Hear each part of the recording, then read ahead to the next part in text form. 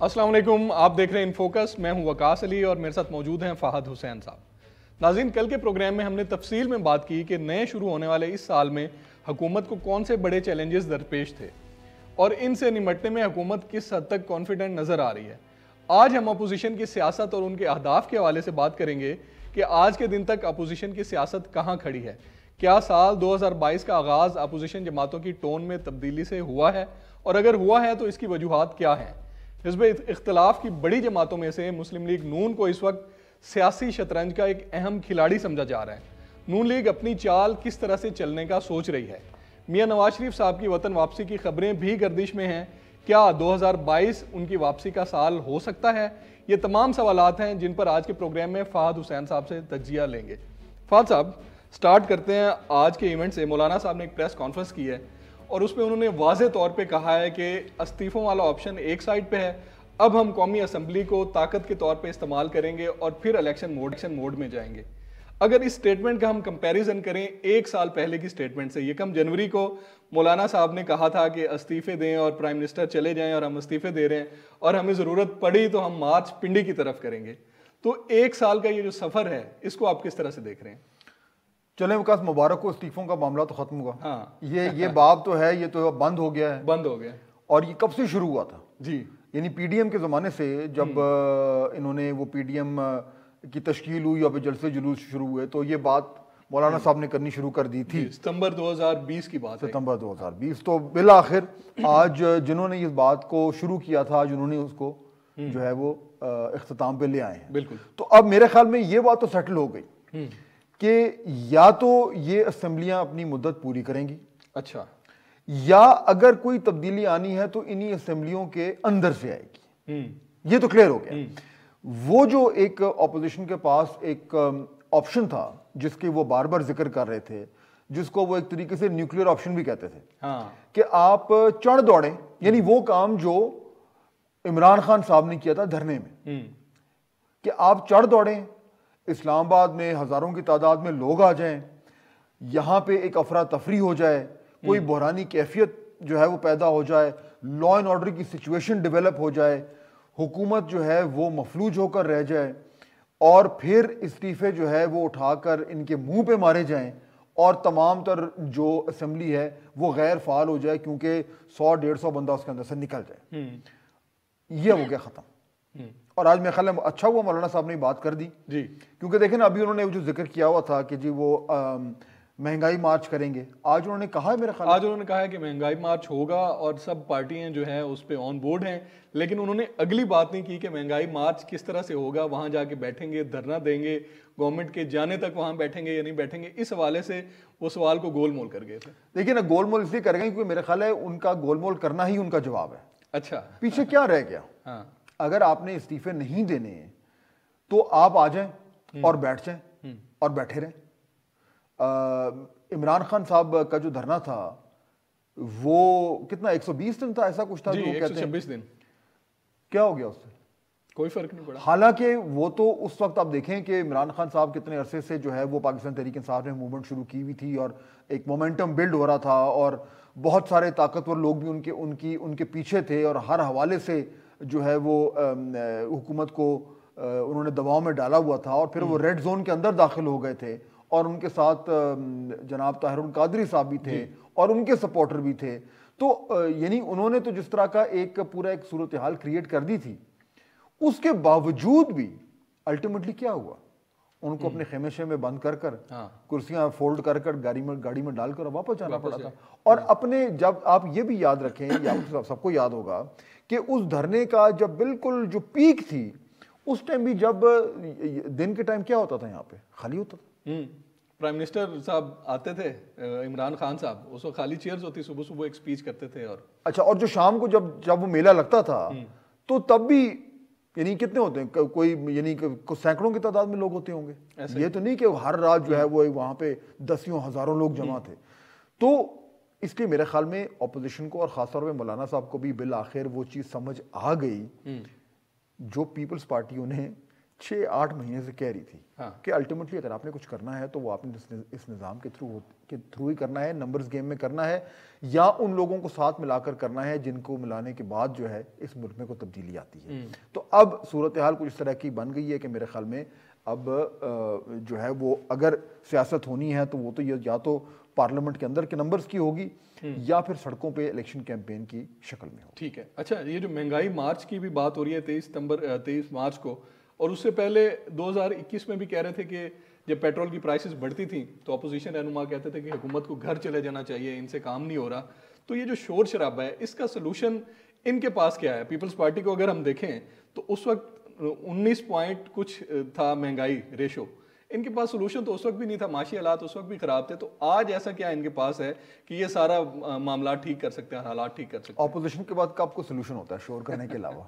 آپ مجھے بتائیں، پاکستان تحریک انصاف جب اپوزیشن میں تھی انہوں نے آسمان سر پہ اٹھایا ہوا تھا، یاد ہوگا آپ کو، اور ہر طرح کا انہوں نے جو ہے وہ الزام اس وقت کی حکومت وقت جو کہ پی ایم ایل این کی تھی اور پیپلز پارٹی کی سند میں تھی اس پہ دیا، اور کیا کہا تھا کہ جب ہم آئیں گے تو ہم کیا کریں گے۔ انہوں نے ایک لمبی فہرست بنائی تھی سولوشنز کی، اور پھر انہوں نے سیمینار بھی کیے تھے، اس میں اسد عمر صاحب بھی تھے، اور اس میں انہوں نے دیگر ان کے جو پالیسی کے لوگ تھے، بجلی کے معاملے کے اوپر ایک سیمینار کیا، اس میں کہا کہ ہم یہ کریں گے، اکانومی کے اوپر کچھ اور کیا، انہوں نے کہا ہم ایسے کریں گے، ایسے پیسے واپس آئیں گے، یوں ہماری معیشت ٹھیک ہوگی، اس طریقے سے پولیس ریفارم ہوگی، تعلیم کا یہ نظام ہوگا، 90 دن میں کرپشن 90 دن میں کرپشن جو ختم ہو جائے گی۔ یعنی ان کے پاس وہ سارے سلوشن تھے، لیکن جب وہ گورنمنٹ میں آئے تو ہمیں کیا پتا چلا کہ وہ سلوشن نان سلوشن تھے، سطحی طرح کی باتیں تھیں۔ حکومت کے اندر حکومتی معاملات تو اور ہوتے ہیں، تو ٹھیک ہے وہ سارے تمام تر نا تجربہ کار تھے، لیکن اب تو 3 سال کا تجربہ ہو گیا ہے۔ اور ویسے بھی بائی دی وے وقاص میرے خیال میں یہ بھی ذرا ایک بار وضاحت کرتے ہیں جو یہ کہتے ہیں کہ جی نا تجربہ کار تھے، ان کی کابینہ میں آدھے سے زیادہ لوگ تو وہ ہیں جو کتنی حکومتوں کا پانی پی چکے ہیں، بالکل ایسے، تو وہ بات نہیں تھی۔ میرے خیال میں اس وقت اگر آپ آج کے وقت اگر آپ پی ایم ایل این سے یا پیپلز پارٹی سے پوچھیں کہ ابھی آپ کو اگر گورنمنٹ مل جاتی ہے تو یہ جو اس وقت بحرانی کیفیت ہوئی بھی آپ کیا کریں گے، میرا نہیں خیال ان کے پاس جی کوئی سولوشن نہیں ہے۔ منی بجٹ کے حوالے سے بھی وہ کوئی سولوشن نہیں بتا رہے، صرف یہی کہہ رہے ہیں کہ گورنمنٹ غلط کر رہی ہے اور ہم اس کو اسٹرائک ڈاؤن میں آپ کو بتاؤں کہ میں نے کئی نون لیگ کے سینئر اپنے دوستوں سے پوچھا بھی ہے کہ آپ بتائیں آپ لوگوں نے کیا پلاننگ کی ہوئی ہے، اور عام جواب آتا ہے کہ ہاں ہم کچھ انشاءاللہ کریں گے۔ اچھا، اور یہ وہ مانتے ہیں کہ یہ پچھلے 2-3 سال میں وہ اتنے زیادہ انوالوڈ رہے ہیں حکومت کے اوپر لان تان کرنے میں یا پی ڈی ایم کے جلسے جلوسوں میں فلانا میں، کہ یہ باقاعدہ اور آپس میں جو ان کے اندرونی جھگڑے ہیں جن پہ ہم کتنی باری بات کر چکے ہیں، چاہے وہ پی ڈی ایم کے اندر کے جھگڑے ہوں یا وہ پی ایم ایل این کے اندر کے جھگڑے ہوں، اس میں یہ اتنے انوالو رہے ہیں کہ میرا نہیں خیال، اور یہ میں آپ کو بہت حد تک یعنی ایک اعتماد سے کہہ سکتا ہوں کہ ان کے کوئی اتنے لمبے چوڑے پلاننگ سیشن اسٹریٹجی سیشن نہیں ہوئے ہیں کہ اگر اکانومی کو ہم نے ایسے حل کرنا ہے، اس کو ایسے حل کرنا ہے، ایسے حل کرنا۔ ان کے پاس جواب یہ ہے کہ جی ہمارے پاس ٹیم ہے، ہمارے پاس وہ لوگ ہیں جو تجربہ کار ہیں، جو ماضی میں کارکردگی دکھا چکے ہیں، اس لیے ہم بہتر طریقے سے وہ کارکردگی دکھائیں گے۔ لیکن اگر آپ ان سے اسپیسیفکلی پوچھیں کہ کیا کارکردگی ہوگی تو ابھی اس وقت ان کے پاس جواب نہیں ہے، اور اگر کسی کے پاس ہے تو وہ فی الحال اس پہ بات نہیں کر رہے۔ اچھا ٹھیک ہے۔ اچھا اسٹیبلشمنٹ کی معاملات کی اگر ہم بات کریں تو مولانا صاحب کا کل کا بیان تھا کہ ہماری جو جد و جہد پچھلے 1 سال میں رہی ہے اسی کا ثمر یہ ہے کہ اسٹیبلشمنٹ گورنمنٹ سے ہاتھ کھینچ رہی ہے، تو کیا واقعی ایسا ہے یا اپوزیشن جماعتوں کی جھولی میں خود ہی آگے سیب گرا ہے اور اس کا فائدہ اٹھا رہے ہیں؟ نہیں، میرے خیال میں دیکھیں جھولی میں سیب بہت حد تک تو گرا ہے، یعنی اگر آج مولانا صاحب یہ کہہ رہے ہیں کہ جی ہم نے جو اتنا زیادہ جو ایک مزاحمت کی ہے یا ہماری سیاست کے نتیجے میں بات یہاں تک پہنچی ہے، تو اس میں یہاں تک تو صداقت ہے کہ انہوں نے پریشر بلڈ رکھا ہے، ٹھیک ہے، اور جو انہوں نے مزاحمت کی ہے اس سے ایک صورتحال اس طرح کی بنی ہے کہ اس نظام پہ دباؤ جو ہے وہ پڑا ہے، لیکن اس دباؤ کے ذریعے نہ ماضی میں کبھی حکومتیں تبدیل ہوئی ہیں اور نہ اس بار ہونی تھی۔ وہ حکومت کو تبدیل کرنے کا ایک ہی طریقہ ہے جب وہ جو سیم پیج ہے وہ ختم ہوتا ہے، ہمیشہ ایسے ہی رہے، ہمیشہ ایسے ہی رہے، پھر وہ سپیس کریٹ ہوتی ہے۔ اس باری بھی وہی ہوا ہے، اور اس کے لیے ماشاءاللہ پاکستان تحریک انصاف جو ہے اس کو کسی اور پہ انگلی اٹھانے کی ضرورت نہیں ہے، اس کو پتہ ہے کہ اس میں اصل قصور ان کا اپنا ہی ہے۔ لیکن یہاں تک بات ٹھیک ہے کہ ٹھیک ہے انہوں نے اپوزیشن نے شور شرابہ جو ہے وہ رکھا ہے اور اب ان کے لیے جگہ بن رہی ہے، تو وہ کہہ سکتے ہیں کہ جی ہماری کامیاب اپوزیشن تھی، لیکن میرے خیال میں اگر آپ عام آدمی سے پوچھیں تو یہ اپوزیشن کو اتنی کامیاب اپوزیشن نہیں. ٹھیک ہے, ایک بریک لینی ہے ہم نے فہد صاحب. بریک کے بعد ہم نے لینی ہے جو سیاسی شطرنج کا بڑا اہم پلیئر ہے پاکستان مسلم لیگ نون, اس کی سیاست کس طرف جا رہی ہے اور جو ڈیل کی باتیں ہو رہی ہیں وہ کہاں تک پہنچ رہی ہیں, اس پہ ہم نے بات کرنی ہے ایک بریک کے بعد.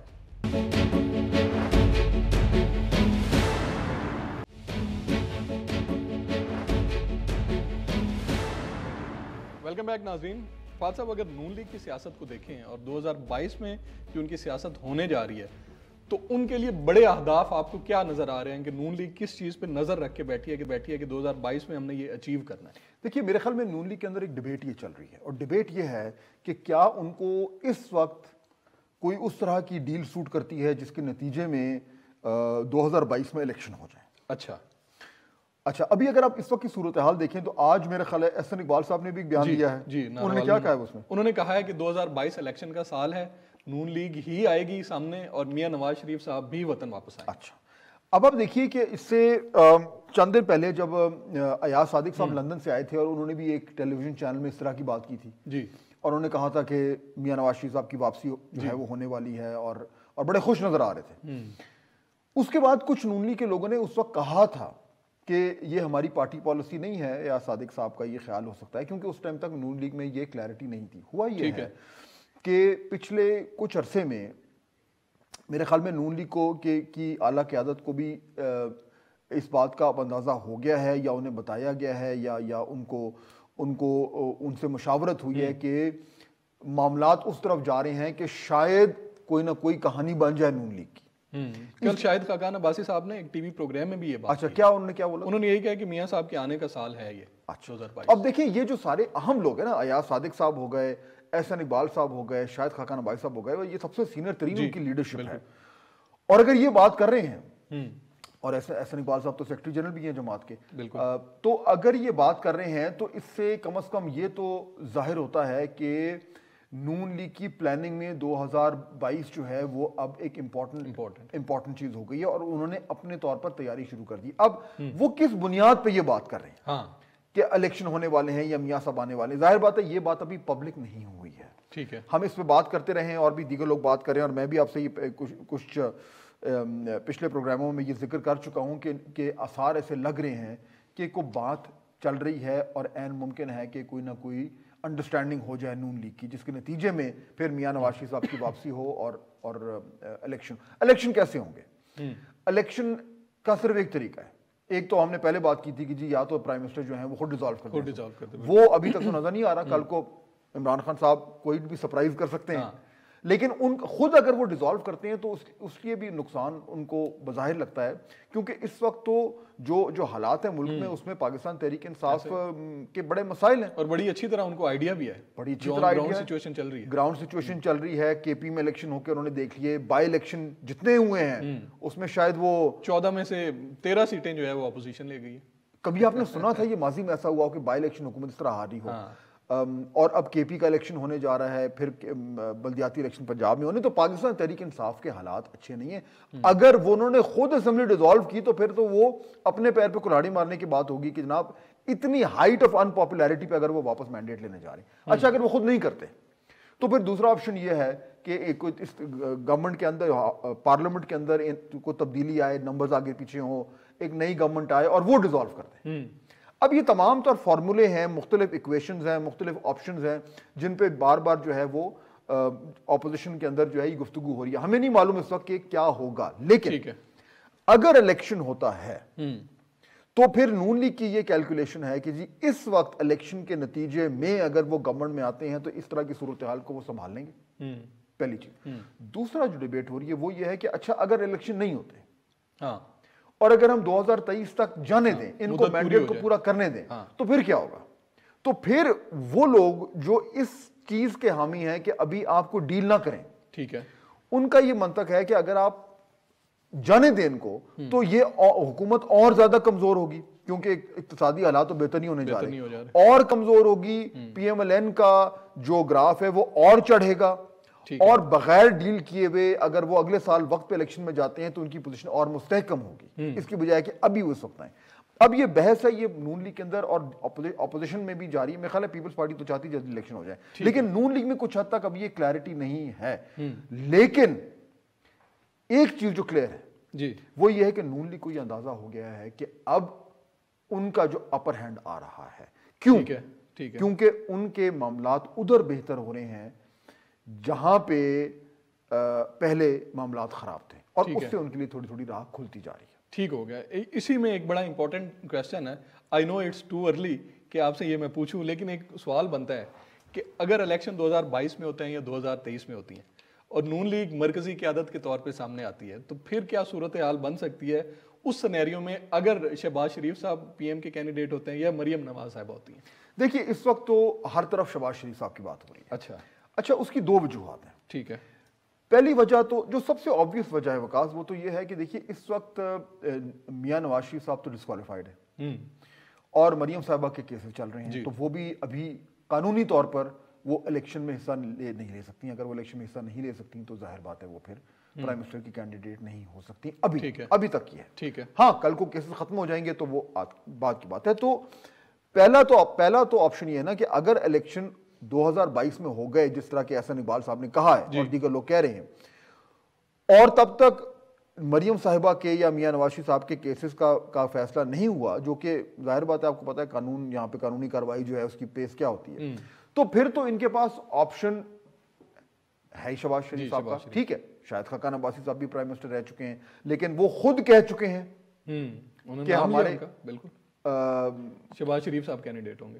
شاید خاقان عباسی صاحب نے خود کہا ہے. وہ شہباز شریف صاحب جو ہیں وہ پارٹی کے پریزیڈنٹ بھی ہیں, وہ لیڈر آف دی اپوزیشن بھی ہیں, اور وہ ہر حوالے سے جو یہ کہا جاتا ہے کہ جو ایک بہت بڑا پرابلم رہا ہے حکومت کا, پی ایم ایل این کا اور اسٹیبلشمنٹ کا, اس میں معاملات کو جوڑنے میں جو مرکزی کردار ہے وہ بھی شہباز شریف صاحب کا ہے. ٹھیک ہے. ان کی ایکسیپٹیبلٹی جماعت میں بھی ہے, دیگر اپوزیشن جماعتوں میں بھی ہے, اور بہت حد تک ان حلقوں میں بھی ہیں جن کا بڑا اہم رول ہوتا ہے حکومت کو بنانے میں اور گرانے میں. تو اس حوالے سے اگر آپ دیکھیں تو اس ٹائم جو سب سے آبویس کینڈیڈیٹ ہے وہ شہباز شریف. ٹھیک ہے. اگر اسی نقطے کو میں آگے بڑھاؤں, اور شہباز شریف صاحب کا ہم نے ٹریک ریکارڈ بھی دیکھا ہے پنجاب میں بھی, مطلب بڑے ورکہولک قسم کے تھے اور بڑا ایکٹیو تھے, 16 گھنٹے کام کرتے تھے. تو اگر شہباز شریف صاحب پرائم منسٹر کے طور پہ آتے ہیں تو بطور نون لیگ پارٹی میں اور سسٹم میں کتنے کانفیڈنس آ سکتا ہے؟ دیکھیے وکاس, اس وقت جو صورتحال ہے نا, ہمیں سچویشن کو دیکھنا پڑتا ہے. اب آپ دیکھیں جب 2018 میں جب عمران خان صاحب کی 2011-12 میں عمران خان صاحب کی جو ایک رائز شروع ہوتا ہے, جی, اس رائز میں ان کو بڑی ہیلپ بھی ہوئی, لیکن اس میں ان کی جینوئن سپورٹ بھی تھی. جینوئن, یہ دیکھیں نا, یہ تو آپ کوئی نہیں کہہ سکتا کہ عمران خان صاحب پاپولر نہیں تھے.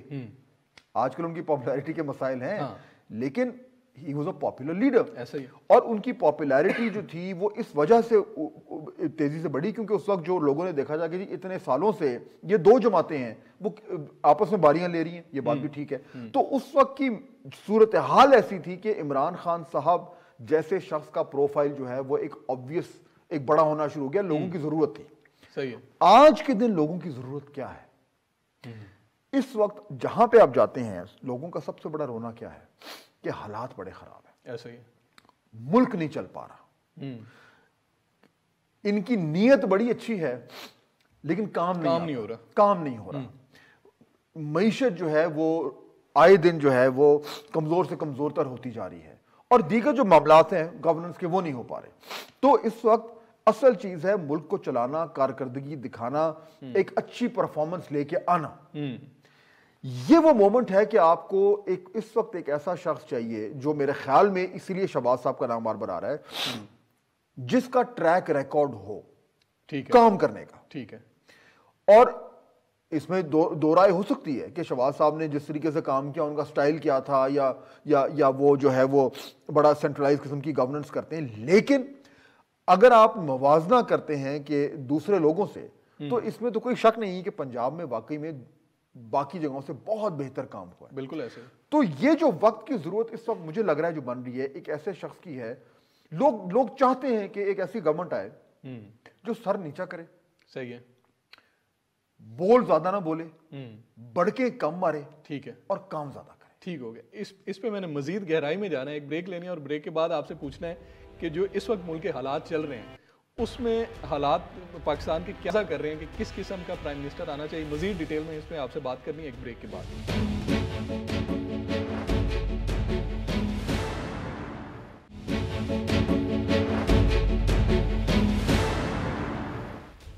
ویلکم بیک ناظرین. فہد صاحب, پچھلے کافی عرصے میں ہم نے دیکھ لیا ہے جو سیاسی جنگ کا ماحول بنا رہا ہے, اور جو اپوزیشن ہو یا حکومت ہو, تو جو تلواریں تھیں وہ نیام سے باہر ہی رہی ہیں ہمیشہ. تو پاکستان کے حالات کیا تقاضا کر رہے ہیں کہ اگلے 5 سال میں کیپٹن آف دا شپ کس قسم کا ہونا چاہیے؟ دیکھیے, یہ بات آپ نے بالکل ٹھیک کی ہے وقاص, کہ ہمارا جس طریقے سے سیاست پچھلے کئی سالوں سے ابھر کر سامنے آئی ہے, اس سے ہوا یہ ہے کہ ہمیں لگتا ہے کہ ہم مستقل ایک جنگ کی حالت میں ہیں. بالکل ایسا ہی ہے. ہر شخص جو ہے وہ دوسرے سے لڑ رہا ہے, ہر طرف جو ہے وہ گالم گلوچ ہو رہی ہے, نفرتوں کا بازار گرم ہے.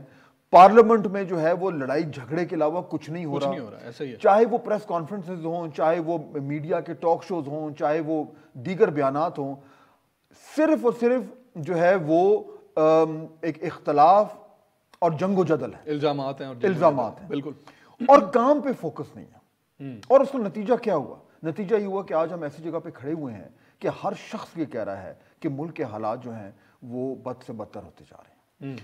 دیکھیے, اس وقت ایک معاملات صورتحال ایسی ہوتی جا رہی ہے کہ اگر تبدیلی آتی ہے, چاہے وہ اس سال آئے, چاہے وہ اگلے سال آئے جب الیکشن ہوں گے, لیکن اس بات میں میرے خیال میں دو رائے نہیں ہے کہ ہمیں وقاص کچھ عرصے کے لیے, چند سالوں کے لیے کم از کم, اگر لانگ ٹرم میں نہیں تو ہمیں ایک نارمل ملک بننے کی ضرورت ہے. ٹھیک ہے. اس سے میری مراد کیا ہے؟ اس سے میری مراد یہ ہے کہ کچھ عرصے کے لیے آپ ان تمام لڑائی جھگڑوں کو رکھیں سائڈ پہ. ٹھیک ہے. ایک جمہوریت میں آپ کا اختلاف رائے ہوتا ہے, ایک اپوزیشن کی ایک بہت اہم رول ہے. وہ میں یہ نہیں کہہ رہا کہ سب جو ہے وہ ایک سارے حکومت میں آ جائیں, نہیں, اپنا کام کریں, لیکن مخالفت میں اور دشمنی میں ایک فرق ہے. آپ آپس میں پالیسیز کے اوپر مخالفت ضرور کریں, لیکن آپ نے اس پورے نظام کو مفلوج نہیں کرنا.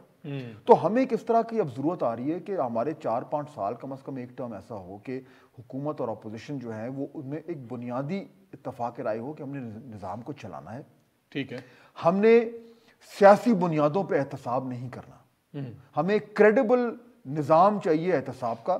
جو غلط کام کر رہا ہے, جو کرپشن کر رہا ہے, اس کو پکڑیں, لیکن اس نظام پہ ہمیں اعتماد چاہیے. چنانچہ ہمیں اس طرح کی اصلاحات کرنے کی ضرورت ہے کہ اس احتساب کے نظام پہ سب کو کانفیڈنس ہو, اسی طریقے سے جیسے کہ انتخابات کے نظام پہ سب کو کانفیڈنس ہو. جب تک سب کو نہیں ہوگا تب تک وہ سیاسی انتقام کی طرح استعمال ہو جائے گا. تیسری چیز دیکھیے, میرے خیال میں اس وقت آپ کو اس طرح کی ایک گورنمنٹ چاہیے اور اس طرح کی لیڈرشپ چاہیے جس کا تجربہ بھی ہو.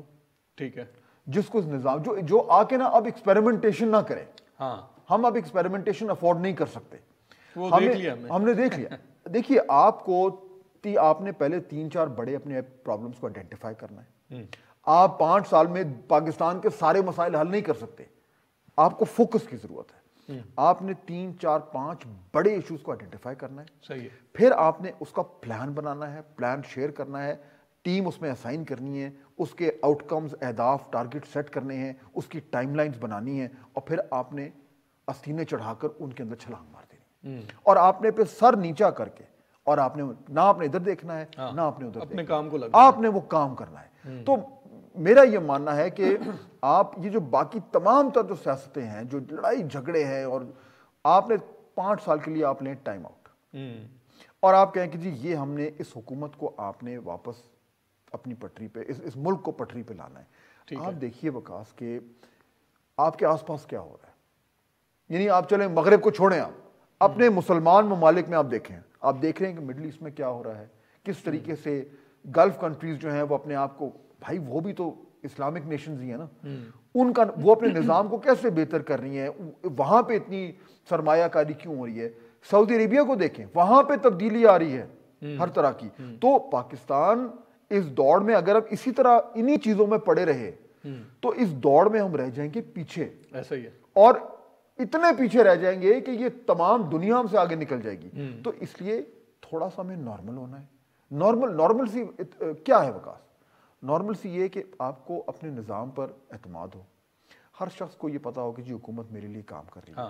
آپ تعلیم کو ٹھیک کریں, یعنی کہ ہم تو لوگ ہاتھ جوڑ کر, کوئی بھی حکومت آئے اس کے سامنے ہمیں ہاتھ جوڑ کے کہنا چاہیے کہ ہمارے بچوں کا جو مستقبل ہے اس کو یرغمال نہ بنائے, ونس اینڈ فار آل صحیح طریقے سے ایک پروجیکٹ بنائیں اور تعلیم کے نظام کو ٹھیک کریں.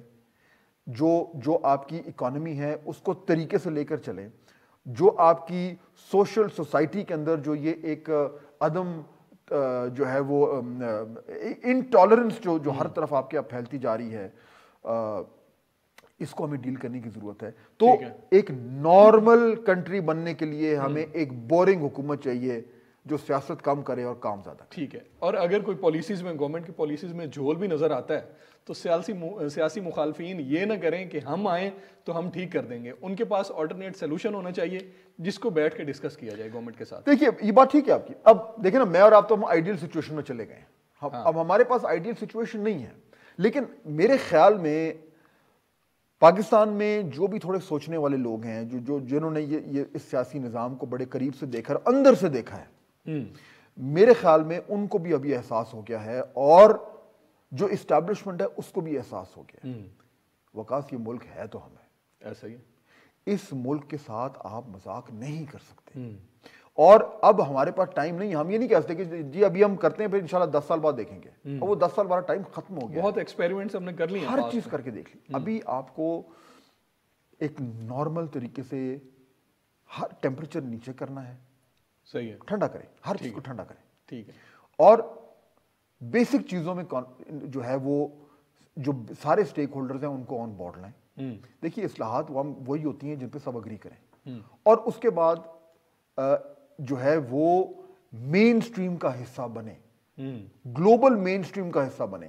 یعنی اگر تمام تر مسلم ممالک اب اس گلوبل مین سٹریم کا حصہ بن رہے ہیں تو ہم کون سے, ہم کے مریخ سے آئیں. تو تھوڑا سا ارد گرد بھی ہمیں دیکھنا ہے اور دیکھ کر, اور یہی وہ ٹائم ہے. میں تو بار بار کہہ رہا ہوں کہ یہ جو اگلے 5 سال کا ٹرم آ رہا ہے, جس گورنمنٹ کے پاس بھی آئے, یہ کروشل ٹائم ہے. اس 5 سال کو ہم ضائع نہیں کر سکتے جیسے کہ ہم نے پچھلے 5 سال ضائع کیے. ٹھیک ہو گیا. ایک بریک ہم نے لینی ہے. بریک کے بعد کچھ اور معاملات ہیں, سیاسی معاملات جڑے ہوئے ہیں میاں نواز شریف صاحب کی وطن واپسی سے متعلق, اس پہ بات کریں گے ایک بریک کے بعد.